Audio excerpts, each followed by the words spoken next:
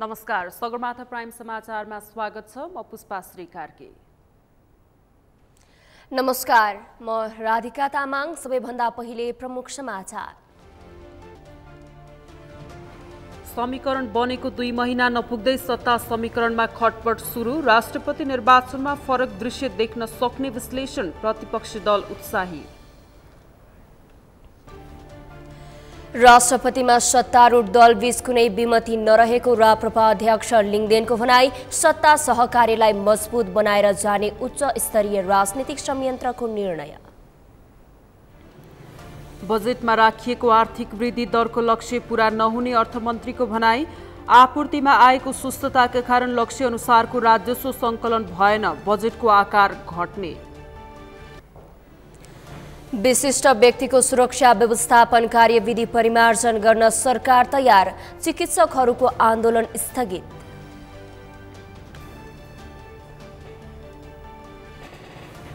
र स्वार्थ बाजिने गरी सरकारले नेपाल विश्वविद्यालय सम्बन्धी विधेयक ल्याएको शिक्षाविदहरूको टिप्पणी। छाता ऐनको आवश्यकता रहेको धारणा।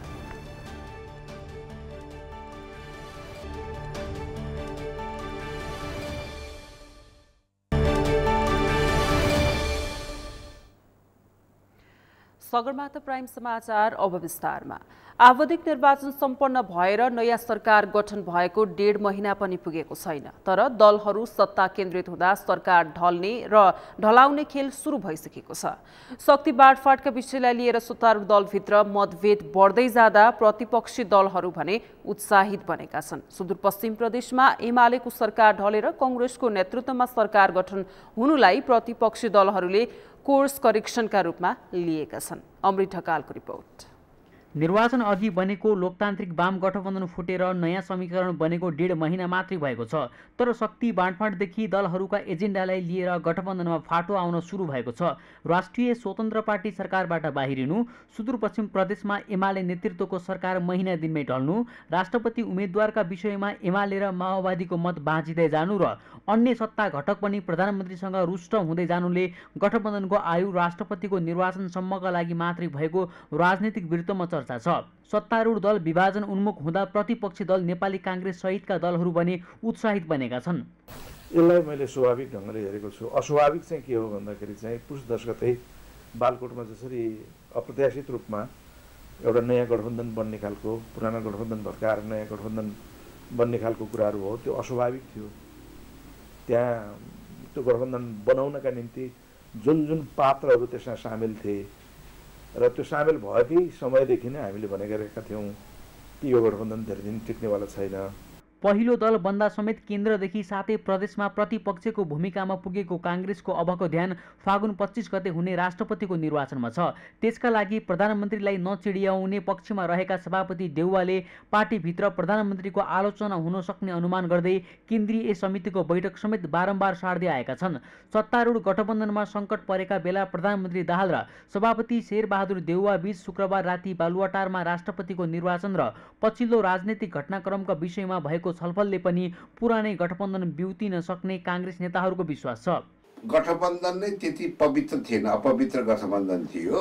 त्यसले गर्दा पनि हो एउटा के त्यति बेलाको आवश्यकता महसुस गरेर प्रचण्डजीले गर्नुभयो र त्यो गठबन्धन अपवित्र थियो। त्यसैले अब त्यसले गर्दाखेरि हो अब पुरानै गठबन्धनमा बाट अगाडि बढ्ने मैले लक्षण देखिरहेको छु। सत्तारूढ दलभित्र मतभेद बढ्दै जाँदा प्रतिपक्षी दलहरू उत्साहित बने पनि क्षणिक खुसीको पछि नलाग्न एमाले नेताहरूले उनीहरूलाई सुझाव दिएका छन्।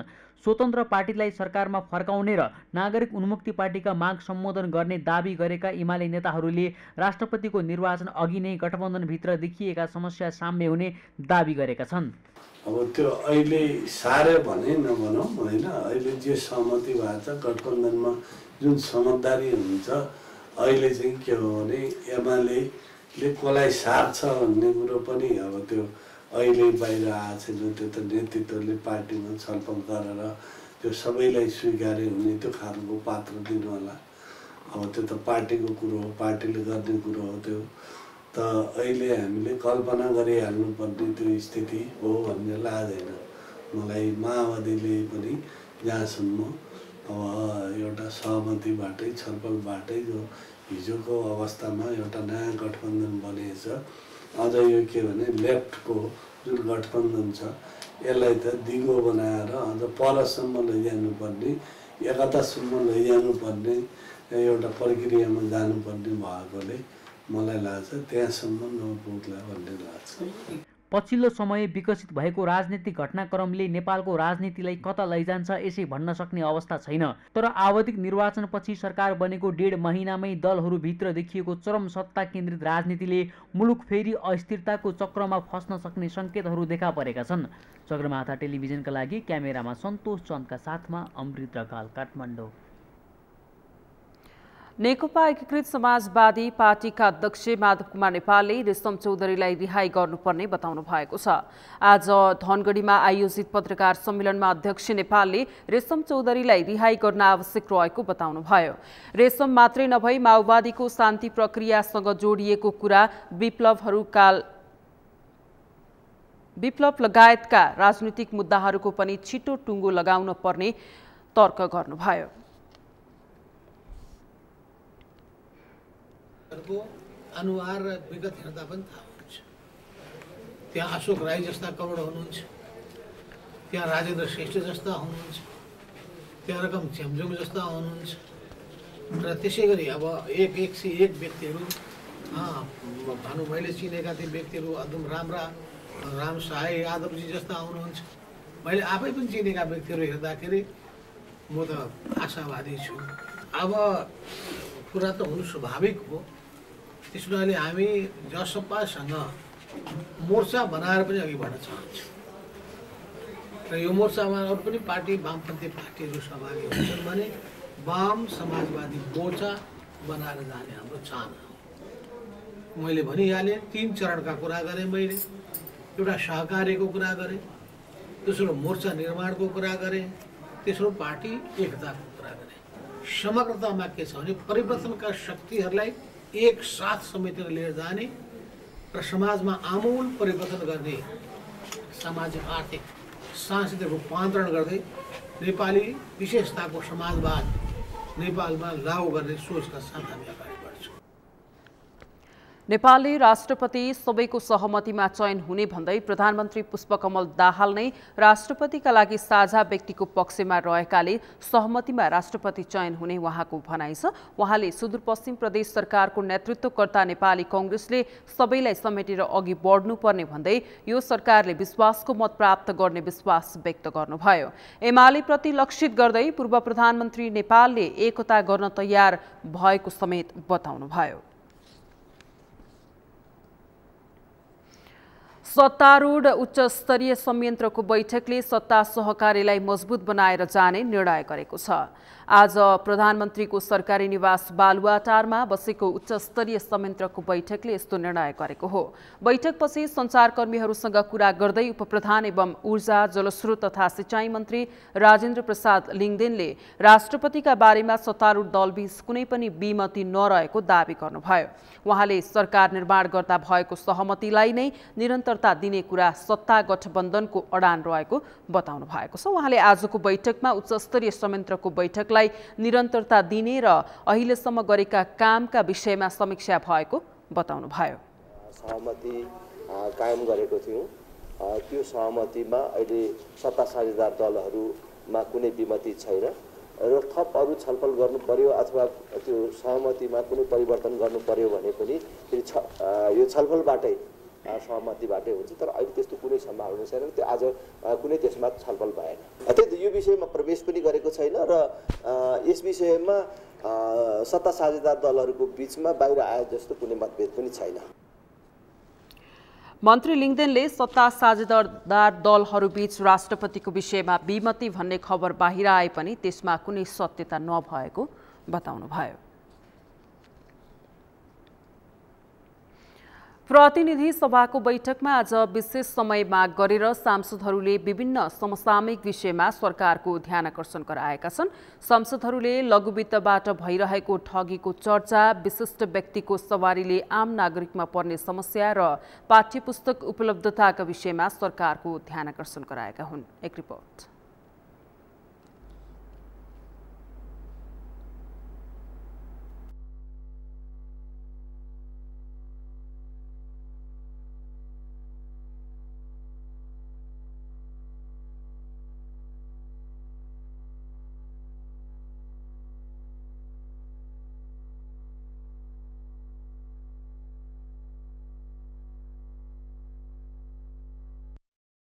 प्रतिनिधि सभाको बैठकमा आइतबार विशेष समय माग गरेर सांसदहरूले ग्रामीण भेगका बस्तीका 40 जना जतिले लघुवित्तको कारणले गर्दा आत्महत्या गरेको, विशिष्ट व्यक्तिहरूको सवारीप्रति आम आक्रोश र शैक्षिक सत्र सुरु हुन लाग्दा समेत विद्यार्थीले पाठ्य पुस्तक पाउने कि नपाउने सम्बन्धमा आवाज उठाएका छन्।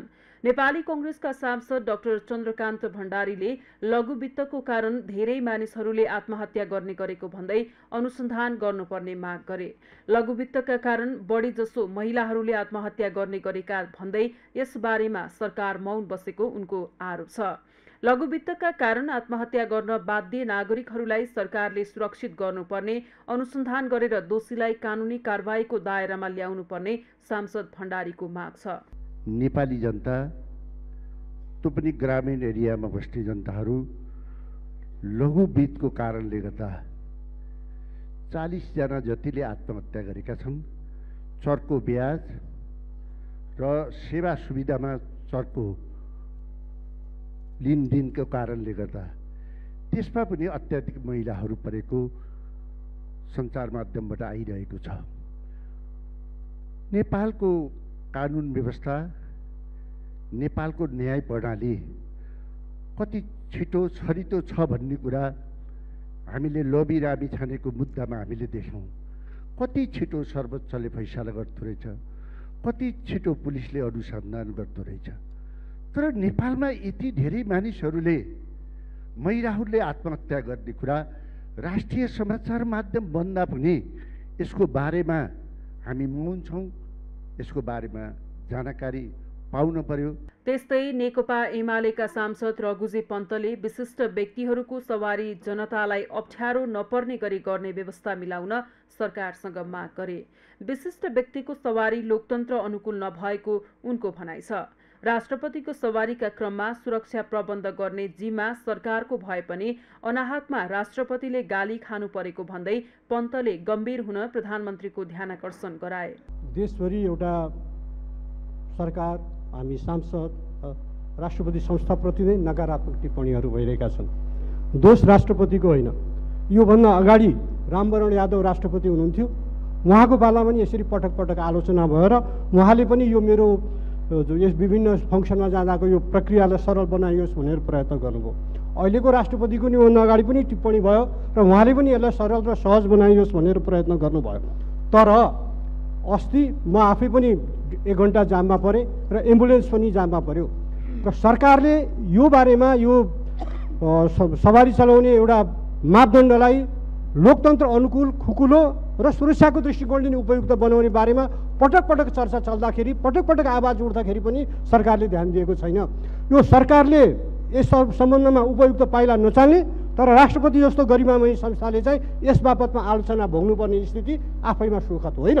राष्ट्रिय प्रजातन्त्र पार्टीका सांसद ज्ञानबहादुर शाहीले हिमाली जिल्लाहरूमा फागुन 1 गतेदेखि शैक्षिक सत्र सुरु हुने भएकाले तुरुन्तै किताब उपलब्ध गराउन सरकारको ध्यानाकर्षण गराए। हिमाली जिल्लामा मङ्सिरमा एक्जाम सकिन्छ, परीक्षा, र फागुन 1 गतेबाट शैक्षिक सत्र सुरु हुन्छ। तर अहिलेसम्म किताब पुर्याइएको छैन। भर्खरै हिजो मात्र एउटा पत्र प्राप्त भएको छ। यो पत्र चाहिँ तपाईँको मानव स्रोत शिक्षा तथा मानव स्रोत विकास केन्द्रको चलानी नम्बर 86 को सूचना अनुसार 77 जिल्लामा वैशाख 1 गतेदेखि शैक्षिक सत्र सुरु हुने भनेको छ, जहाँ कि हिमाली जिल्ला जुम्ला लगायत सबै ठाउँमा यही फागुन 1 गतेबाट शैक्षिक सत्र सुरु हुँदैछ।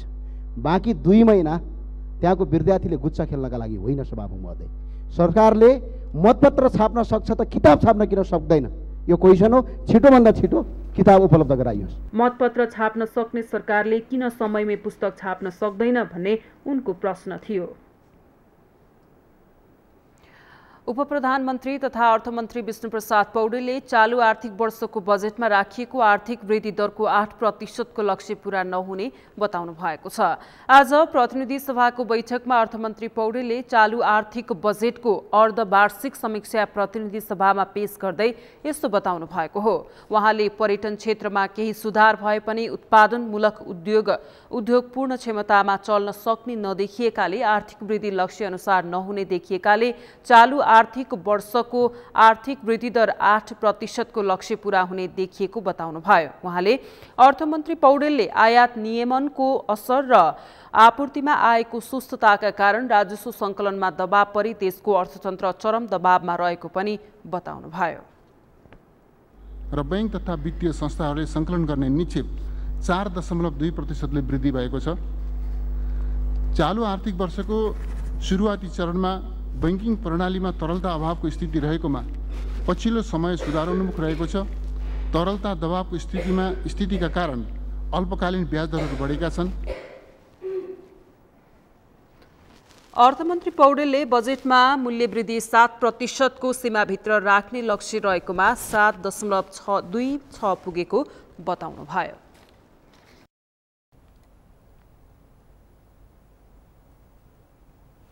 उपप्रधान तथा अर्थमन्त्री पौडेलले चालु आर्थिक वर्षको बजेटको आकार घटाउनु भएको छ।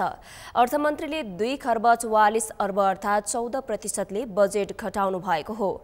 अर्थमन्त्री पौडेलले चालु बजेट तत्कालीन अर्थमन्त्री जनार्दन शर्माले 17 खर्ब 93 अर्ब 83 करोड 73 लाख रुपैयाँ बराबरको ल्याएका बजेट चालु आर्थिक वर्षको बजेट समीक्षा मार्फत घटाएर 15 खर्ब 49 अर्ब 69 करोड 77 लाखमा झार्नुभयो। उहाँले 13 खर्ब 41 अर्बको राजस्व सङ्कलनको लक्ष्य पनि घटाएर 12 खर्ब 44 अर्ब 75 करोड बनाइएको छ। उहाँले खर्च नहुने बजेट अर्थ मन्त्रालयमा समर्पण गरेर पठाउनु पर्ने बताउनुभयो। अर्थमन्त्री पौडेलले चालु खर्चमा मितव्ययिता कायम गरी खर्चलाई प्राथमिकीकरण गर्ने बताउनुभयो। उहाँले चालु खर्च 10 खर्ब 21 अर्ब 92 करोड 84 लाख र पुँजीगततर्फ 3 खर्ब 13 अर्ब 84 करोड 16 लाख र वित्तीय व्यवस्थापनतर्फ 2 खर्ब 14 अर्ब 21 करोड 77 लाख अर्थात् 93.05% खर्च हुने अनुमान सरकारले गरेको छ।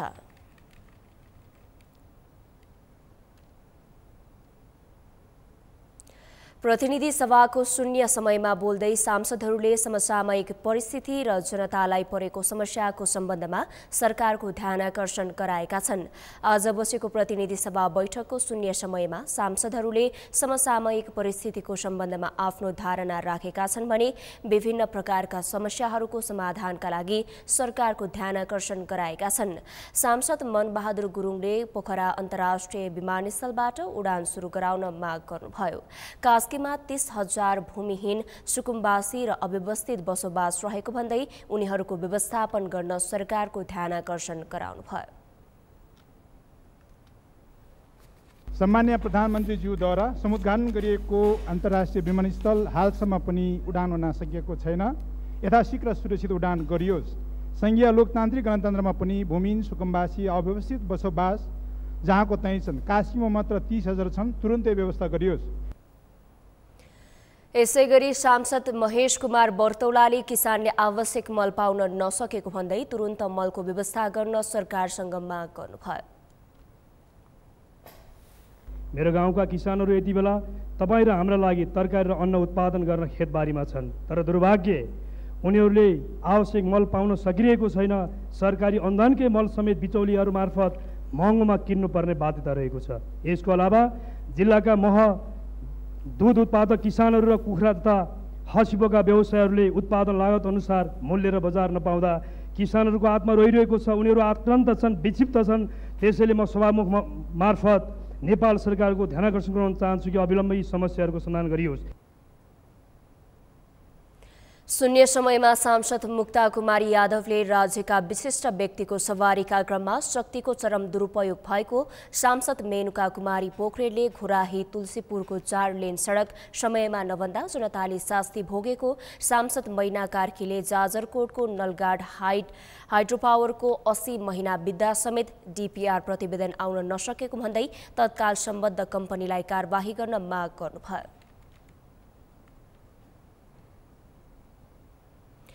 जनमत पार्टीका अध्यक्ष सीके राउतले आगामी निर्वाचनसम्म आफ्नो पार्टीले देशभर संगठन विस्तार गर्ने बताएका छन्। आज भएको पार्टी प्रवेश कार्यक्रमलाई सम्बोधन गर्दै अध्यक्ष राउतले जनमत पार्टीलाई मधेस मात्रै सीमित नगरेर हिमाल र पहाडमा पनि विस्तार गर्ने जनाएका छन्। अमृत ढकालको रिपोर्ट। प्रतिनिधि सभा सदस्य समेत रहेका जनमत पार्टीका अध्यक्ष सीके राउतले आगामी निर्वाचनसम्म आफ्नो पार्टीले देशका सबै ठाउँमा बलियो संगठन विस्तार गर्ने दावी गरेका छन्। आइतबार काठमाडौँमा आयोजित पार्टी प्रवेश कार्यक्रमलाई सम्बोधन गर्दै अध्यक्ष राउतले अब जनमत पार्टीलाई मधेसमा मात्रै सीमित नगरेर हिमाल र पहाडमा पनि विस्तार गर्ने जनाएका छन्। जनताले विकल्प खोजेको बताएका उनले देशभर जनमत पार्टीलाई विकल्पका रूपमा उभ्याउने दावी गरे। 6वटा प्रदेश हाम्रो त लुम्बिनी प्रदेशमा पनि हामी सरकारमै सामेल छौँ, मध्य प्रदेशमा पनि छौँ र केन्द्रमा पनि सरकारमा सामेल छौँ। त्यो 2वटा प्रदेशमा त हामी सरकारमै छौँ अहिले। त्यही भएर अरू प्रदेशहरूमा पनि अब हामी उम्मेदवार उठाउँछौँ आगामी निर्वाचनमा। यसपालि पनि उठाएका थियौँ, नउठाएको हामी त सुदूरपश्चिम प्रदेशमा पनि थियो, तपाईँको बागमतीमा पनि थियो, गण्डकीमा पनि थियो हाम्रो उम्मेदवारहरू, प्रतिनिधि सभामा पनि थियो। तर अब अलिकति गृह कार्य आवश्यक छ, गृह कार्य गरेर संगठन विस्तार गरेर लाग्यो भने यहाँ पनि सफलता हासिल हुन्छ। आइतबारदेखि जनमत पार्टीमा समाहित भएका डाक्टर शरद सिंह यादवले लोकतान्त्रिक समाजवादी पार्टीबाट देश रूपान्तरण हुन नसक्ने निष्कर्षसहित आफूले उक्त पार्टी परित्याग गरेको बताएका छन्। जनताले विकल्प खोजेकाले आफूले पनि जनमत पार्टी रोजेको बताएका यादवले आगामी दिनमा पार्टीको संगठन मजबुत बनाउन कुनै कसुर बाँकी नराख्ने प्रतिबद्धता जनाएका छन्। म जस्ता पढे लेखेका युवा जो राजनीतिकलाई एउटा पेसा बनाउन चाहँदैन, राजनीतिकलाई लोक कल्याणकारी एउटा कामको लागि राजनीतिकलाई एउटा टुल्सको रूपमा प्रयोग गर्न चाहन्छ र जनताको लागि जो काम गर्न चाहन्छ उहाँहरूको लागि जनमतभन्दा उपयुक्त ठाउँ कहीँ पनि हुँदैन जस्तो लाग्छ। र यावत कुराहरूलाई मनन गर्दै म पनि एउटा साधारण कार्यकर्ताको रूपमा जनमत पार्टीको सङ्गठनलाई कसरी विस्तार गर्ने र यो नेतृत्व कसरी स्थापित गर्ने, किनभने सङ्गठन विस्तार नभएसम्म, सङ्गठन राम्रो नभएसम्म सत्तामा मात्रै गएर धेरै कुराहरू छुटिन्छ। लामो समय मधेस आन्दोलनमा जोडिएको बताएका यादवले आफू जनमत पार्टीमा जोडिएपछि मधेस आन्दोलनको उपलब्धिलाई संस्थागत गर्न थप मद्दत पुग्ने दावी गरे। सगरमाथा टेलिभिजनका लागि क्यामेरामा सन्तोष चन्दका साथमा अमृत ढकाल, काठमाडौँ। नेपाल नागरिक उड्डयन प्राधिकरणका महानिर्देशक प्रदीप अधिकारीले भारतसँग कूटनीतिक पहल बिना भैरहवा विमानस्थलमा अन्तर्राष्ट्रिय उडान गर्न नसकिने स्पष्ट गर्नुभएको छ। आज सिंहदरबारमा बसेको राष्ट्रिय सरोकार तथा समन्वय समितिको बैठकमा उहाँले भैरहवा विमानस्थलमा अन्तर्राष्ट्रिय उडान गर्न भारतसँग कूटनीतिक पहल आवश्यक भएको स्पष्ट गर्नुभएको हो। भैरहवा र पोखरा विमानस्थलबाट अहिले नै लाभ खोज्ने बेला नभइसकेको भन्दै उहाँले विमानस्थलमा अन्तर्राष्ट्रिय उडान बनाउन भारतसँग वार्ता आवश्यक रहेको बताउनुभयो। रुटको कारणले विमानस्थल सञ्चालनमा नआएको भन्ने जिज्ञासाको जवाफ दिँदै महानिर्देशक अधिकारीले विमानस्थलमा अन्तर्राष्ट्रिय उडान कम हुनुमा रुट मात्रै बाधक नरहेको जानकारी गराउनुभयो। उहाँले भैरहवा विमानस्थल चलायमान बनाउन विमानस्थल केन्द्रित गतिविधि बढाउनु पर्नेमा जोड दिनुभयो। भारतको चीनको दुवैको इन्ट्रेस्ट के अरे मिट भयो भने विनिङ सिचुएसन भयो भने हामीले पाउने हो। यसलाई त बाटैबाट समाधान गर्नु पर्यो रुटको कुरो। तर रुटको कारणले भएर सञ्चालन भएन भन्ने कुरा चाहिँ होइन, त्यति मात्रै होइन त्यो कुरो।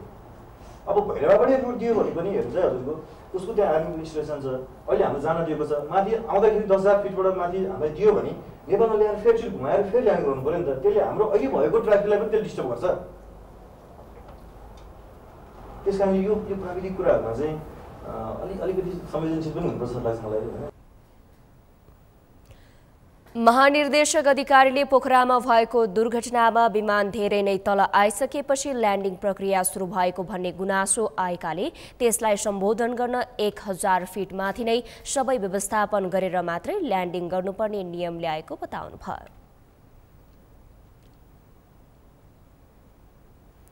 सगरमाथा समाचारमा अब पालो विश्रामको। विश्रामपछि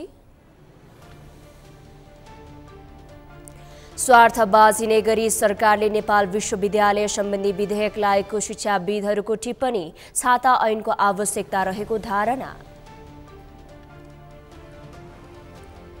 विगत केही दिनअघि टर्की र सिरियामा गएको भूकम्पमा परि मृत्यु हुनेको संख्या बढ्दो, 28,000 भन्दा बढीको मृत्यु। दुवै मुलुकमा राहत र उद्धार कार्य जारी। र एन्फाद्वारा मैत्रीपूर्ण खेलका लागि भारत जाने नेपाली महिला राष्ट्रिय टोलीको बिदाई, ओलम्पिकका लागि अनुभव सङ्गाल्ने अवसर।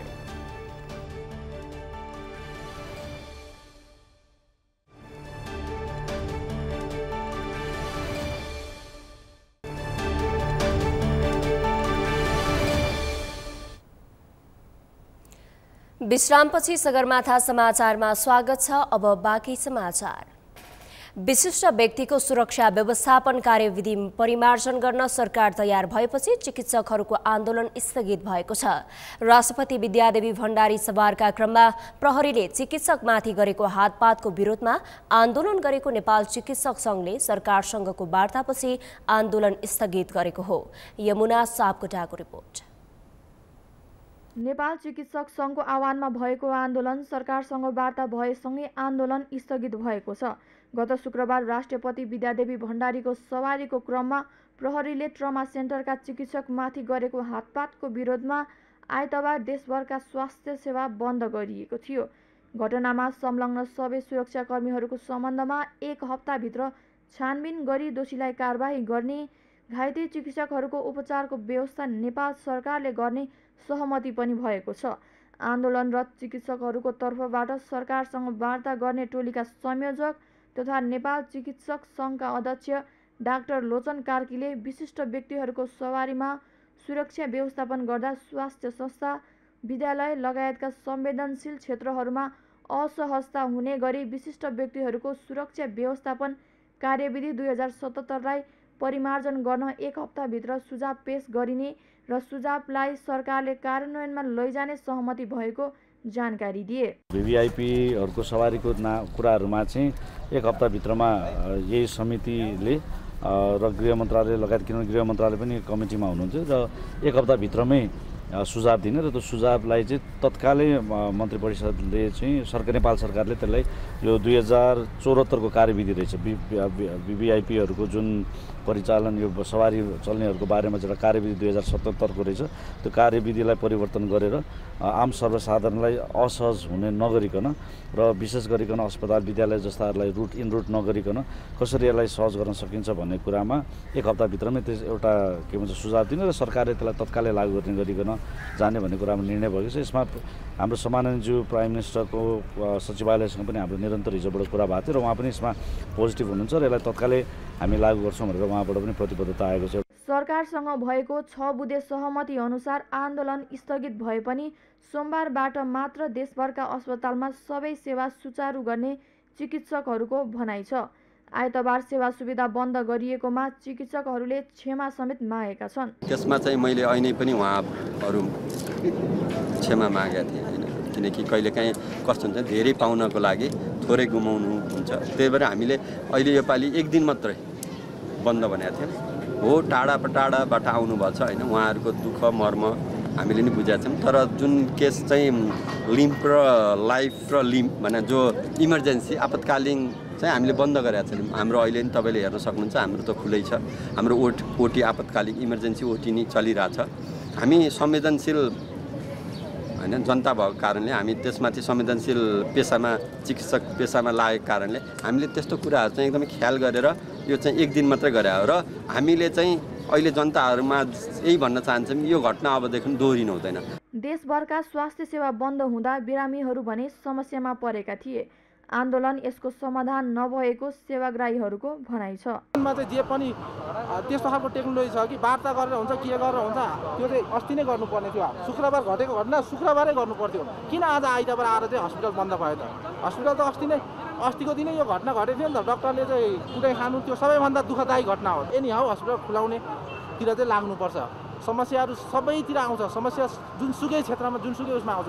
किन ठुला नेता दुनियाँ मन्त्रालय बाँडेर बसे त? कोही शिक्षा मन्त्रालय, कोही स्वास्थ्य मन्त्रालय, कोही गृह मन्त्रालय किन सम्हालेर बसे त? यो कुन मन्त्रालयले हेर्छ? त्यो मन्त्रालयले चाहिँ घटना घटेको कम्तीमा नि 15 मिनटदेखिको आधी घन्टामा समस्या समाधान गर्न सक्दैन। किन मन्त्रालयमा बस्नु? अब राष्ट्रपति सवारी हुने भन्दाखेरि डक्टरले के भन्नुभएछ भने मेरो आज इमर्जेन्सी अपरेसन छ, म हस्पिटल नपुगी हुँदैन, मलाई छोडिदेऊ भन्दाखेरि बिचरा पुलिसले के गरोस्? म पुलिसलाई पनि अन्याय भन्दिनँ बाबु, ध्रुव सत्य कुरा। किन अन्य भन्दिनँ भने उसलाई त आदेश दिएको थियो नि त, माथिबाट आदेश थियो, उसले आफ्नो जागिर जोगाउन कोसिस गर्यो, तर आखिर विडम्बना उसको जागिर गयो। उता डाइरेक्टर इमर्जेन्सी यहाँ भर्ना भयो। ल हेर्नुहोस् त, भिपिआइपीको सवारीका क्रममा सर्वसाधारणलाई हिँड्न समेत रोक लगाउने अनावश्यक कार्यविधि परिमार्जन हुनैपर्छ। आगामी दिनमा फेरि यस्तै घटनाहरू हुन नदिन विशिष्ट व्यक्तिको सुरक्षा व्यवस्था कार्यविधि 2077 परिमार्जन आवश्यक नै छ। सगरमाथा टेलिभिजनका लागि क्यामेरामा लिम बहादुर खत्रीका साथमा यमुना सापकोटा, काठमाडौँ। विशिष्ट व्यक्ति सडकमा निस्कदा दुःख पाउने आम नेपालीको नियति नै भइसकेको छ। शुक्रबार राष्ट्रपति विद्यादेवी भण्डारीको सवारीमा त चिकित्सक कुटिएपछि भने यो प्रकरण निकै चर्चामा आएको छ। सरकार विशिष्ट व्यक्तिको सवारी सुरक्षा कार्यविधि नै परिमार्जन गर्न सहमति भएको छ। चिकित्सकलाई लाठी प्रहार गर्ने प्रहरी वरिष्ठ हवलदार निलम्बित समेत भए, तर सुरक्षा व्यवस्थापनमा खटिएका प्रहरीलाई निलम्बन गरेको विषयमा भने पूर्व प्रहरी अधिकारीहरूले असन्तुष्टि जनाएका छन्। फिल्डमा खटेर आदेशको पालना गर्ने भन्दा आदेश दिनेलाई नै अनुसन्धानमा ल्याउनु पर्ने उनीहरूको भनाइ छ। अभिषेक सुनारको रिपोर्ट। राष्ट्रपति विद्यादेवी भण्डारी कार्यकाल सकिन महिना दिन पनि नहुँदा आलोचनाको शिकार भएकी छन्। राष्ट्रपतिको सवारीमा आम जनताको असुविधाप्रति चासो नदिँदा उनको चौतर्फी आलोचना भएको हो। त्यसमा पनि प्रहरी वरिष्ठ हवलदारद्वारा ट्रमा सेन्टरका चिकित्सक कुटिएको विषयले उग्र रूप लिँदै आइतबार देशैभरिको अस्पताल बन्दको आह्वान समेत गरियो। प्रहरी प्रधान कार्यालयले चिकित्सकमाथि लाठी बर्साउने प्रहरी वरिष्ठ हवलदारलाई निलम्बन गर्यो। तर यस विषयमा भने पूर्व प्रहरी अधिकारीहरूले असन्तुष्ट व्यक्त गरेका छन्। सवारीको क्रममा सुरक्षाको जिम्मेवारी माथिल्लो दर्जाका प्रहरीले गरेको हुँदा सानो दर्जाका प्रहरीलाई निलम्बनको औचित्य नरहेको उनीहरूको तर्क छ। त्यहाँ त हलदार त कमान्डर चाहिँ थिएन होला नि त, त्यहाँ त सिनियर अफसर जुनियर अफसर त्यो सेक्टरको त्यो रुटको चाहिँ कमान्डर त थियो होला नि। अनि उनीहरू उन्मुक्ति चाहिँ नि पाउने होइन, सडकमा खटिएका चाहिँ एउटा तल्लो दर्जाका प्रहरी अधिकृत प्रहरी कर्मचारीलाई सरुवा गर्यो भने भोलिको सवारी ड्युटीमा चाहिँ गर्नुपर्ने सर्भिस इमान्दारीका साथ होइन, डेडिकेटेड चाहिँ उसमा चाहिँ ड्युटी गर्नुपर्ने तल्लो तहका कर्मचारीको मनोबल चाहिँ के हुन्छ ल भन्नुहोस् त होइन। उत्तरदायित्व सबैको हो नि, जवाबदेही सबैको हो नि त। उत्तरदायित्व र जवाबदेहीमा जो संलग्न छन् त्यो सेक्टरमा खटिएका सबैलाई चाहिँ नि अनुसन्धानको दायरामा ल्याउनुपर्छ। राष्ट्रपतिले सडक प्रयोग गर्दा नेपाल बन्दको झझल्को दिलाउँछ। 2065 सालमा तत्कालीन राजा ज्ञानेन्द्रले नारायण हिटी छाडेपछि नयाँ शक्ति केन्द्र शीतल निवासबाट सडकमा राष्ट्रपति हिँड्दा खाली गर्ने परम्पराले निरन्तरता पाएको छ। शुक्रबार आधा घण्टाभन्दा बढी समय कतै हिँड्न नपाउँदा आम नागरिकले शास्ति खेप्नु पर्यो भने सवारी साधनहरू 3-4 घण्टा जाम झेल्न बाध्य भए। यसरी भिभिआइपीको सवारीको नाममा आम नागरिकलाई दिइने शास्ति कुनै पनि अवस्थामा सह्य नहुने राष्ट्रिय मानव अधिकार आयोगको धारणा छ। सुरक्षा निकायले पनि सुरक्षाको कुराहरूलाई अलिक चुस्त खालको बनाउनु पर्छ। खास गरी सर्वसाधारणले दुःख नपाउने खालको, सेवा प्रवाहहरू नरोकिने खालको होइन, ज्येष्ठ नागरिक, महिला, अपाङ्गता भएका व्यक्ति, बिरामीहरूले चाहिँ नि दुःख नपाउने खालको, आफूलाई स्वतन्त्र रूपमा आवतजावत गर्न सक्ने खालको त्यस्तो खालको वातावरण चाहिँ तयार गर्नु पर्छ। र त्यसमा पनि अझ कसैलाई चाहिँ त्यो कुटिने, दुर्व्यवहार गर्ने काम त कसैबाट पनि कुनै निकायबाट पनि हुनु। राष्ट्रपति संसदमा आउने सवारीलाई राजकीय भनिन्छ, जसमा बगीको प्रयोग र बाटो पूर्ण रूपमा बन्द गरिन्छ। तर विशिष्ट व्यक्तिको सुरक्षा व्यवस्थापन कार्यविधि 2077 मा भिभिआइपीको सवारीमा सुरक्षा दिने मात्रै भनिएको छ। सगरमाथा टेलिभिजनका लागि क्यामेरामा प्रताप लामाका साथ अभिषेक सुनार, काठमाडौँ। राष्ट्रपति विद्यादेवी भण्डारीको सवारीका क्रममा प्रहरीले चिकित्सकमाथि गरेको हातपातको विरोधमा आइतबारको आन्दोलन गरिएको छ। नेपाल चिकित्सक संघले आइतबार देशभरका अस्पतालमा आकस्मिक बाहेकका अरू सेवा बन्द गरेका थिए। चिकित्सकहरूको आन्दोलनले बिरामीहरूले स्वास्थ्य सेवा पाउन सकेनन्। यसै सन्दर्भमा आजको सगरमाथा जनबोलीमा हामीले अस्पतालमा आएका बिरामीहरूलाई सोधेका थियौं। चिकित्सकहरू आन्दोलनमा उत्रिनुलाई के भन्नुहुन्छ, हेरौं उनीहरूको आवाज उनीहरूकै शैलीमा।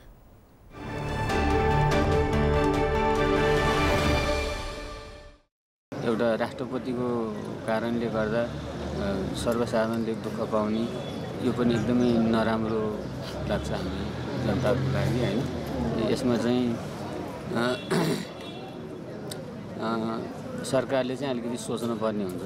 हिजोको राजा रहनु र अहिलेको राष्ट्रपति रहनुमा केही पनि फरक भएन कि। यस्तो नहुनु पर्ने हो, किन भन्दाखेरि हेर्नुहोस् न, कहाँदेखि हामी पाल्पादेखि बिरामी लिएर आएको छौँ, कोही पश्चिमदेखि लिएर आएको छौँ। उहाँहरूले मतलब आन्दोलन गर्दा बिमारीलाई समस्या भयो होइन र, अब हामीले उपचार पाएनौँ। यस्तो नगर्दा राम्रो हुन्थ्यो, मतलब समस्या यसको हल त अरू तरिकाले पनि त हुन सक्थ्यो नि। यो त एकदम नराम्रो हो नि। अब मान्छेहरू कहाँदेखि टाढादेखि बिरामीहरू चचाइरहनुहुन्छ। अब यो आन्दोलन गर्नु त एकदम नराम्रो हो नि। अब खासै भन्यो भने त डक्टर, पाइलट, पुलिस चाहिँ पनि एउटै आमाको छोराहरू हुन्। त्यस्तो अब आन्दोलन गरेर अब जस्तो पुलिसले पनि हात हाल्न नहुने डक्टरहरूलाई होइन। अब सवारी पनि जुन मुख्य यो भएको नै सवारीले गर्दाखेरि हो। किनकि त्यो दिन कतिपय बिरामीहरू पनि कतिपय मान्छेहरू पनि अब कहाँ पुग्नुपर्ने इम्पोर्टेन्ट कामहरू हुनुपर्ने अब 2 बजीदेखि 5 बजीसम्म सवारी भयो। अब त्यत्रो लङ टाइम सवारी त कति मान्छेलाई इमर्जेन्सी परेको हुन्छ नि त, बाटोमा अब क्रस गर्न पनि नमिल्ने। मैले देख्दा चाहिँ एक किसिम यो ठिक पनि हो, अर्को बेठिक पनि हो। मार मलाई पनि परिरहेछ। म आफू मार खाएर पनि मैले यो चाहिँ ठिकै देखेँ कि। किनभने देशको ठुलाबडा भनाउँदाहरू सडकमा हिँड्दाखेरि उनीहरू निस्किँदाखेरि सर्वसाधारणले चाहिँ सडकमा टेक्नै नपाउने। राष्ट्रपति हिजो हामीले बनाएको राष्ट्रपति, जनताद्वारा चुनिएको राष्ट्रपति, आज उहाँको लगभग विदाई हुँदै गर्दा उहाँ हिँड्नुभयो भनेर त्यो बाटो पुरै खाली गराउनु पर्ने पनि थिएन। साइडबाट जनताले पनि हिँड्न पाउनु पर्थ्यो। कृषक भनेको पनि एउटा देशको नै संवेदनशील एउटा पार्ट भएको नाताले, जस्तै हिजोको न्युज अनुसार चाहिँ जस्तै राष्ट्रपतिको तर्फबाट जुन हिसाबको पब्लिकलाई दुःख दिने कुरा पब्लिक न्युजमा आइराखेको छ, अब जसको विरुद्धमा फेरि मेडिकल पर्सनहरूले पनि पब्लिकलाई नै दुःख दिने कुरा आउनु भनेको राम्रो कुरा होइन। पटक्कै पनि सेम नै मान्न सकिन्छ, अलिक डिफ्रेन्टली ट्रिट गर्नु पऱ्यो उहाँहरूले पनि। यो नै भन्न चाहन्छु सर्टकटमा।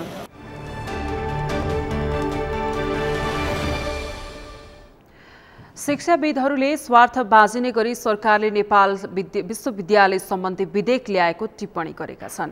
संघीय शासन प्रणालीको एक कार्यकाल अवधि सकिँदा पनि संघीय शिक्षा ल्याउन नसकेको सरकारले विश्वविद्यालय छाता ऐन नल्याई एउटा मात्रै बोक्नु गलत हुने तर्क उनीहरूको छ। एक रिपोर्ट। शिक्षाविदहरूले स्वार्थ बाँझिने गरी सरकारले नेपाल विश्वविद्यालय सम्बन्धी विधेयक ल्याएको बताएका छन्। मुलुकको आवश्यकता अनुसार समग्र शिक्षा प्रणालीलाई व्यवस्थित र गुणस्तरीय बनाउन संघीय शिक्षा ऐन र विश्वविद्यालयहरूलाई व्यवस्थित बनाउन विश्वविद्यालय छाता ऐन ल्याउनु अहिलेको आवश्यकता भएको धारणा उनीहरूको छ। शिक्षा ऐन र विश्वविद्यालय छाता ऐनलाई थाती राखेर नयाँ विश्वविद्यालय खोल्ने बाटो खोल्नु सर्वथा गलत हुने तर्क उनीहरूको छ। शिक्षाविद विद्यानाथ कोइरालाले संघीय संरचना अनुसार केन्द्रीय, क्षेत्रीय, एकल विषय, बहुविषय, गैर सरकारी, संस्थागत, साझेदारी तथा अन्तर्राष्ट्रिय स्तरका के कति विश्वविद्यालय कुन कुन स्थानमा खोल्ने भन्ने कुरा पहिला गर्नुपर्ने बताए। पहिलो कुरो हामीले नेपालले खोजेको अहिले छाता ऐन हो। उच्च शिक्षाको छाता ऐन भयो भने विश्वविद्यालय प्रत्येक विश्वविद्यालयको निम्ति त्यो संसदमै जानुपर्ने, पारितै गर्नुपर्ने किसिमको कुरोहरू हुँदैन। त्यो बारेमा हामीले सोचेनौँ। त्यसले गर्दाखेरि त्यो बेलामा यो नेपाल विश्वविद्यालय आयो, त्यो चाहिँ हिजोकै निरन्तरताको ढङ्गबाट आयो। दोस्रो ढङ्गबाट हेर्दाखेरि के देख्छु मैले भनेदेखि अब हामीसँग एकल विश्वविद्यालय, एउटै विषयको विश्वविद्यालय बनाउने चिन्तन पनि बढिसक्यो। जस्तो कृषि विश्वविद्यालय र वन विश्वविद्यालय भन्ने त एकल हो, त्यो दुईवटा विषय गरेर जोडिया छ, बेग्लै होला। अब त्यस्तै गरी चाहिँ नि यो विश्वविद्यालयहरू एकल बनाउने कि बहु बनाउने भन्ने किसिमको चिन्ता पनि टुङ्गिसकेका छ। उनले समग्र शिक्षा प्रणालीमा सुधारको आवश्यकता भएकाले पाठ्यक्रमको सुधार, शैक्षिक संस्थाको मोडालिटी तय गरिनुपर्ने र त्यसका लागि संघीय शिक्षा ऐन र विश्वविद्यालय छाता ऐनले ल्याउनु पर्नेमा जोड दिए। उनले राजनीतिक दलका नेताहरूले एक-एकवटा विश्वविद्यालय बोक्नु ठिक नहुने तर्क गरे। छाता ऐन अन्तर्गत अब देशलाई कतिवटा विश्वविद्यालय चाहिन्छ, किनभने शिक्षा आयोगको प्रतिवेदनमा हामीले त स्पष्टसँग लेखेका थियौँ। 2074 मा पनि लेख्यौँ, 2075 मा पनि लेख्यौँ कतिवटा चाहिन्छ विश्वविद्यालयहरू। त्यो विश्वविद्यालयहरू कहाँ बन्ने हो भनेर चाहिँ नक्साङ्कन गरेर त्यो एकल विश्वविद्यालय कसरी हो, बहुविषयक विश्वविद्यालय कसरी हो, कुन ठाउँमा सरकारी हो, कुन ठाउँमा निजी हो, कुन ठाउँमा सार्वजनिक सरकारी साझेदारीको किसिमको कुराकानी हो यो भनेर टुङ्गो गर्न चाहिँ नि बरु नेतृत्वले गरोस् एउटा विश्वविद्यालय बोकेर नहिँडोस् हाम्रो नेतृत्वलाई यहाँले कसरी हेर्नु भएको छ थाहा छैन मैले चाहिँ उहाँहरूलाई सानो मुटु भएका नेतृत्व हुन् भनेर भन्ने बुझ्छु शिक्षाविद डाक्टर राजकुमार ढुङ्गानाले विश्वविद्यालयहरूलाई सङ्घीय संरचना अनुसार पुनर्संरचना र व्यवस्थापन नगरी अर्को नयाँ विश्वविद्यालयको एजेन्डा अघि सार्नु गलत भएको टिप्पणी गरे अधिकतम विद्यार्थीहरू अहिले त्रिभुवन विश्वविद्यालयमा नै अध्ययनरत रहेको नयाँ विश्वविद्यालयहरूप्रति विद्यार्थीको आकर्षण नदेखिएको र कतिपय विश्वविद्यालयमा विद्यार्थीको संख्या अत्यन्तै न्यून रहेको बेला नयाँ खोल्ने प्रस्ताव सरकार स्वयंले अघि सार्ने कुरा नमिल्दो देखिएको तर्क उनको छ। त्यो पुनर्संरचना नगरिकन एउटा र दोस्रो कुरा शर्त के हो भने अहिलेको सरकारले तपाईको नीतिगत प्राथमिकता र न्यूनतम कार्यक्रम भर्खरै कार्यक्रम लिएर आएको छ र त्यो कार्यक्रममा चाहिँ प्रष्ट रूपमा 11वटा ऐनहरू चाहिँ यो सरकारका प्राथमिकताहरू हुन् भनेर नागरिकहरूलाई सुसूचित गरेको अवस्था छ र त्यो 11वटा ऐनहरू वास्तवमै यहाँहरूले हेर्नुहुन्छ भने त्यो सबै एक किसिमले तत्कालीन दलहरूले निर्वाचनमा जाँदाखेरि यो नीतिगत व्यवस्थाहरूको कमीले गर्दा अहिले भएको जुन विकासको प्रक्रियामा नागरिकहरूलाई समस्या परेको छ। उनले भएका विश्वविद्यालयले गुणस्तरीय शिक्षा दिन सकेनन् विश्व स्तरको शिक्षा दिने विश्वविद्यालय खोलेर अध्ययनका लागि विदेशी नै विद्यार्थीलाई रोक्छौं भन्ने कुरा यथास्थितिमा सम्भव नरहेको दाबी गरे। शिक्षाविद ढुङ्गानाले विश्वविद्यालयको आवश्यकता र औचित्य पुष्टि गर्ने नाममा अहिले भइरहेका संरचनामा राजनीति हावी भएको भन्दै राजनीतिक हस्तक्षेपबाट मुक्त राख्छौं भन्नु असम्भव रहेको टिप्पणी गरे। त्यस्तै संविधानविद खिमलाल देवकोटाले पनि प्रदेशको अधिकारलाई हस्तक्षेप हुने गरी सरकारले नेपाल विश्वविद्यालय विधेयक ल्याएको दाबी गरे। उनले विश्वविद्यालय विधेयक नल्याउँदै मन्त्री परिषदबाट गठन आदेश दिनु सोही आदेश अनुसार बनेको पूर्वाधार समितिलाई विधेयकमा मेन बडीको रूपमा स्वीकार गरिनु र विधेयकमा ऐन बनेपछि गठन आदेश खारेज हुने कुरा नराखिनुले कानुन निर्माणको प्राथमिक सिद्धान्तलाई पनि उपेक्षा गर्नुको साथै स्पष्ट रूपमा कन्फ्लिक्ट अफ इन्ट्रेस्ट देखिएको उल्लेख गरे। अब पनि सङ्घले युनिभर्सिटीमाथि युनिभर्सिटी थपेर प्रदेश र स्थानीय तहको अस्तित्वलाई डामेज पार्ने हो। प्रदेश स्तरको युनिभर्सिटी फेरि यहाँ ठ्याक्कै यसमा के भनेको छ भने यसको केन्द्रीय कार्यालय काठमाडौँ उपत्यकाभन्दा बाहिर रहनेछ भनेपछि यसले चाहिँ थोरै यो केन्द्रमा बर्डेन भयो भन्ने कुरा चाहिँ स्वीकार गर्दैछ। त्यसो हो भने त यो विषयवस्तु त प्रदेश युनिभर्सिटीले व्यवस्थापन गर्नुपर्ने विषय थियो। त्यसकारण प्रदेशको अधिकारलाई पनि सुपर्सित गरिसकेको छ। त्यो गठन आदेशले पूर्वाधार समिति बनेको थियो, पूर्वाधारको काम गरिएको थियो। त्यही पूर्वाधार समितिलाई नै यो युनिभर्सिटीको मेन बडीको रूपमा स्वीकार गर्ने कुरा पनि सरकारले विधेयक ल्याउँदै गर्दा कानुन निर्माणको दिग्दर्शनलाई समेत पालना नगरेको दाबी संविधानविद देवकोटाको छ। सरकारले राष्ट्रिय सभामा पेश गरेको नेपाल विश्वविद्यालय सम्बन्धी विधेयक हाल विधायन समितिमा छलफलको क्रममा रहेको छ। समिति सदस्यहरूले विधेयकमा उल्लेखित प्रस्तावनाको विषयमा पनि आपत्ति जनाएका छन्। गैर सरकारी संस्थाबाट सञ्चालित हुने विधेयक सरकारले प्रस्तुत गर्न नमिल्ने तर्क उनीहरूको छ। नेकपा एमालेको भातृ संगठन अखिल नेपाल स्वतन्त्र विद्यार्थी युनियनको 23औं राष्ट्रिय महाधिवेशन फागुन 2 गतेदेखि हुने भएको छ। आज काठमाडौँमा पत्रकार सम्मेलनको आयोजना गरी अनिराज सोबिउले 23औं राष्ट्रिय महाधिवेशन फागुन 2 गतेदेखि 4 गतेसम्म काठमाडौँमा गर्ने जानकारी दिएको हो। निशुल्क शिक्षा, स्वास्थ्य र पूर्ण रोजगार समृद्ध नेपाल निर्माणको आधार, गुणस्तरीय शिक्षा, गतिशील संगठन र सोबिउ निर्वाचन हाम्रो सरोकार भन्ने मूल नाराका साथ हुन लागेको महाधिवेशनको फागुन 2 गते दिउँसो 1 बजे प्रज्ञा भवन कमलादीमा एमाले अध्यक्ष केपी शर्मा ओलीले उद्घाटन गर्ने कार्यक्रम रहेको छ। महाधिवेशनबाट 179 जनाको केन्द्रीय कमिटी निर्वाचन हुनेछ। त्यस्तै अनुशासन, लेखा र निर्वाचन आयोगमा अध्यक्ष, सचिव र सदस्य सहित 15 जनाको समिति निर्वाचित गरिनेछ। अध्यक्ष बरालले राज्य व्यवस्थालाई बलियो बनाउनका लागि सोबिउ निर्वाचन आवश्यक रहेको बताउनु भएको छ। अनिराज सोबिको राष्ट्रिय महाधिवेशनमा देशभरका क्याम्पसहरूबाट 1500 भन्दा बढी प्रतिनिधिहरूको उपस्थिति हुने जनाइएको छ। बिरकोटी मण्डपमा भएको क्यान इन्फोटेक 3 लाखले अवलोकन गरेका छन्। माघ 24 देखि 29 गते आजसम्म सञ्चालन भएको क्यान इन्फोटेक 3 लाखले मेलाको अवलोकन गरेको कम्प्युटर एसोसिएसन महासंघ क्यानको दाबी छ। क्यान इन्फोटेकमा सोचे अनुसार नै अवलोकनकर्ताहरूको उपस्थिति भएको क्यानको भनाइ छ। मेलामा विद्यालयदेखि क्याम्पस स्तरका तथा प्रविधि शिक्षाका विद्यार्थी तथा सूचना प्रविधिमा चासो राख्नेहरूले अवलोकन गरेका छन्। सगरमाथा प्राइम समाचारमा पुनः पालो विश्रामपछि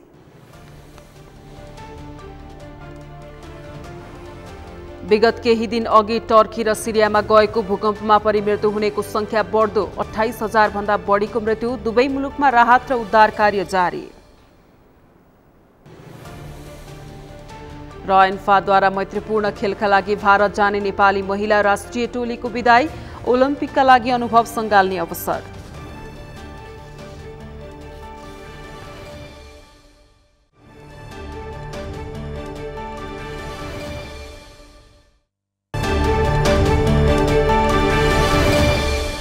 सगरमाथा समाचारमा अब पालो खेल समाचारको।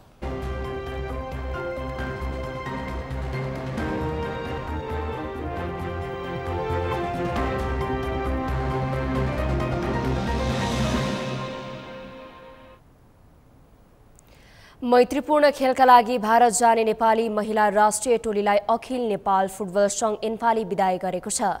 ललितपुर स्थित एन्फा मुख्यालयमा आज आयोजित कार्यक्रममा मैत्रीपूर्ण खेलका लागि भारत जाने टोलीलाई राष्ट्रिय खेलकुद परिषदका सदस्य सचिव टङ्कलाल घिसिङ, महासचिव किरण राई लगायतले विदाई गरेका हुन्।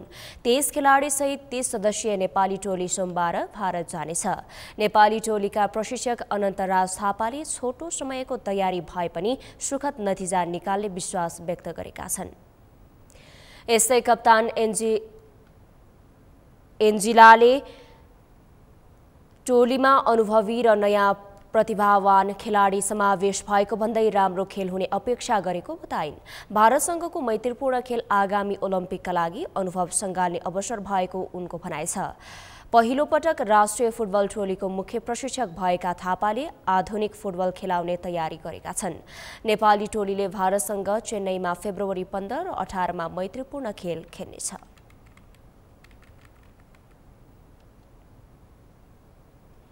समाचारको अन्त्यमा मुख्य समाचार पुनः एकपटक। समीकरण बनेको 2 महिना नपुग्दै सत्ता समीकरणमा खटपट सुरु। राष्ट्रपति निर्वाचनमा फरक दृश्य देखिन सक्ने विश्लेषण। प्रतिपक्षी दल उत्साही। राष्ट्रपतिमा सत्तारूढ दलबीच कुनै विमति नरहेको राप्रपा अध्यक्ष लिङदेनको भनाई। सत्ता सहकार्यलाई मजबुत बनाएर जाने उच्च स्तरीय राजनीतिक संयन्त्रको निर्णय। बजेटमा राखिएको आर्थिक वृद्धि दरको लक्ष्य पूरा नहुने अर्थमन्त्रीको भनाई। आपूर्तिमा आएको सुस्तताका कारण लक्ष्य अनुसारको राजस्व सङ्कलन भएन, बजेटको आकार घट्ने। विशिष्ट व्यक्तिको सुरक्षा व्यवस्थापन कार्यविधि परिमार्जन गर्न सरकार तयार। चिकित्सकहरूको आन्दोलन स्थगित।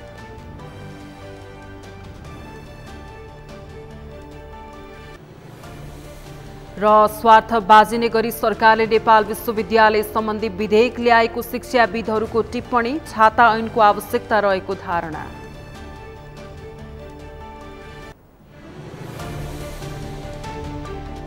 हवस् त सगरमाथा समाचार अहिलेलाई सकियो। तपाईँ समाचार बुलेटिनका साथै सगरमाथा टेलिभिजनका सम्पूर्ण कार्यक्रम www.sagarmatha.tv मा पनि पढ्न र हेर्न सक्नुहुनेछ। साथै युट्युबमा youtube.com/sagarmatha.tv नेपालमा हेर्न सक्नुहुनेछ। तपाईँ हामीलाई फेसबुकमा पनि facebook.com/stv नेपालमा फलो गर्न सक्नुहुनेछ। समाचारको शिखर नेपालको गौरव र नेपालको पहिलो न्युज च्यानल सगरमाथा टेलिभिजन हेर्दै गर्नुहोला। नमस्कार।